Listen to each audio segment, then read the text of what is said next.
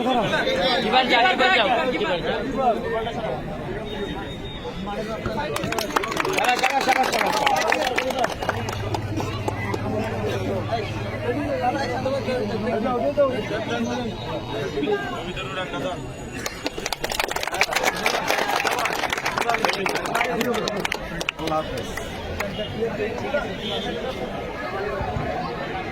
মুহূর্তে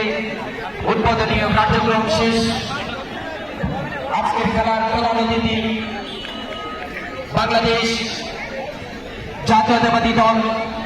ছাত্র দলের সোনালী ফসল, বাংলাদেশ জাতীয়তাবাদী দল যুব দলের সাবেক সফল সাধারণ সম্পাদক ও সভাপতি, বর্তমান প্রচার সম্পাদক, বিএনপির কেন্দ্রীয় নির্বাহী কমিটি জননেতা সুলতান সালাউদ্দিন টুকু ভাইকে মঞ্চে আসন গ্রহণ করার জন্য বিশেষভাবে অনুরোধ করছি। এ পর্যায়ে আমাদের মাঝে আরো উপস্থিত হয়েছেন